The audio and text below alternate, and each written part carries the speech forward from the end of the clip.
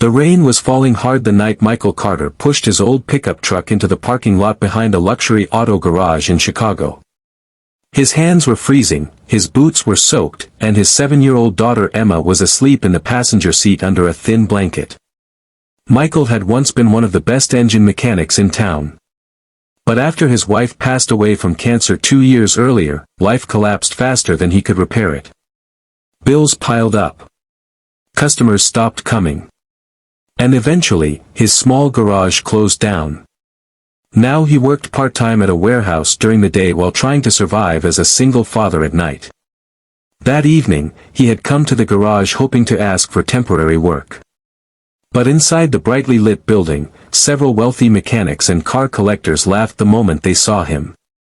One man smirked and said, "Look who came back from the dead." Another pointed toward a rusted engine sitting near the dumpster. "Hey Mike," he joked loudly, "if you're such a genius mechanic, take that dead engine home. Maybe you can bring it back to life." The room exploded with laughter. The engine was destroyed. Burned wiring. Cracked block. Missing parts. Completely useless. Or at least that's what they believed. Michael looked at the engine quietly. He could have walked away. Pride told him to leave. But then he looked at Emma sleeping in the truck. He swallowed his pain and simply said, "Help me load it." The men laughed even harder as they dumped the engine into his truck bed like garbage. One of them shouted, "See you in another lifetime when that thing runs again." Michael drove away without saying another word. That night, after putting Emma to bed in their tiny apartment, he sat beside the broken engine under a flickering light. Most people saw trash. But Michael saw possibility. For the next 28 days, he worked harder than he ever had in his life. Every morning, he loaded boxes at the warehouse. Every evening, he returned home, made dinner for Emma, helped her with homework, and then spent all night rebuilding the engine piece by piece. His hands bled. His eyes burned from exhaustion. Sometimes he fell asleep sitting beside the engine. But Emma never complained. Instead, she sat nearby coloring pictures while whispering, "You can do it, Daddy." One night she taped a drawing onto the wall above his workbench. It showed Michael standing beside a shiny red car with the words, "My dad fixes everything." Michael stared at that drawing for a long time. And for the first time in years, he smiled. A few days later, something unexpected happened. An elderly neighbor named Mr. Peterson noticed Michael working outside late at night in the cold. "You rebuilding an engine?" the old man asked. Michael nodded. Mr. Peterson disappeared into his garage and returned carrying a dusty toolbox. "These belong to my son," he said softly. "He passed away years ago. I think he'd want someone good to use them." Michael's eyes filled with tears. Kindness was rare in his life lately. "Thank you," he whispered. Soon, others began noticing too. A waitress from the diner downstairs started bringing him free coffee at night. A local parts supplier quietly gave him discounts after hearing his story. Even Emma's school teacher sent over a bag of groceries one weekend. Michael realized something powerful.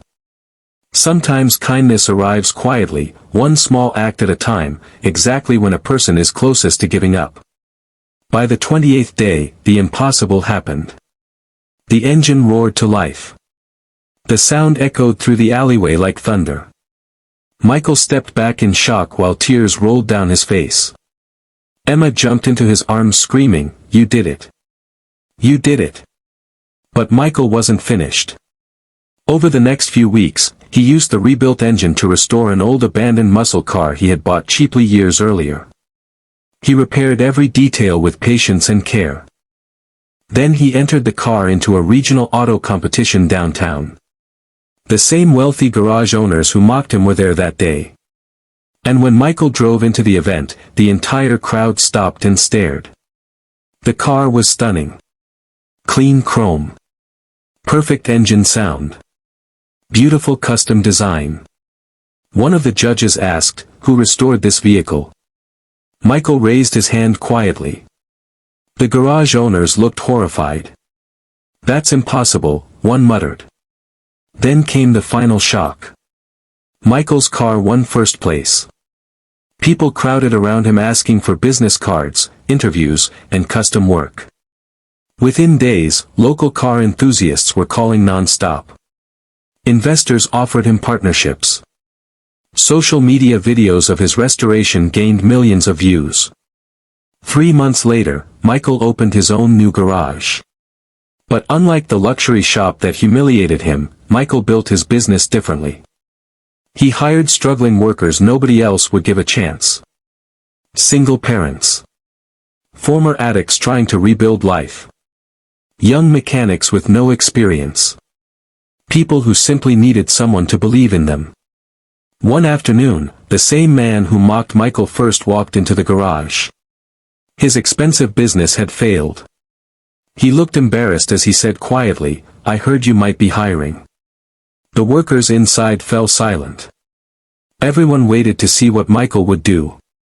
For a moment, Michael remembered the laughter. The humiliation. The cold rain. The dead engine dumped into his truck like garbage.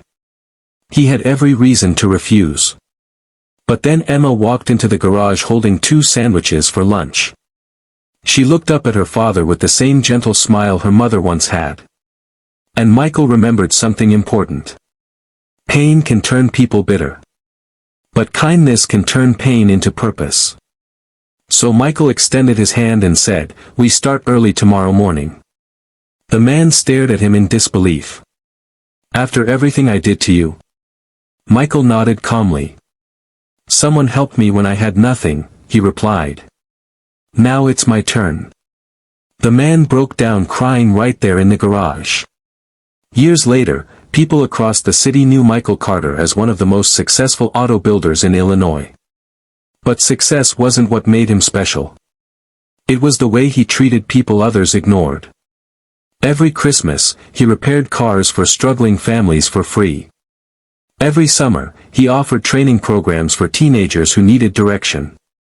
And every single new employee heard the same story about the dead engine nobody believed could run again.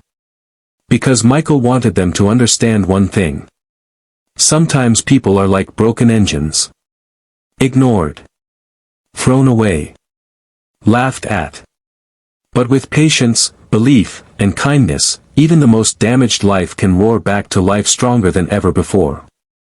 And maybe that's the real power of kindness. Not just changing someone's day, but changing the entire direction of their life forever. So if this story touched your heart, don't forget to like, subscribe, and leave a comment for Kindness Unlimited. Share this video with someone who may be struggling today. Because one small act of kindness could become the reason someone refuses to give up.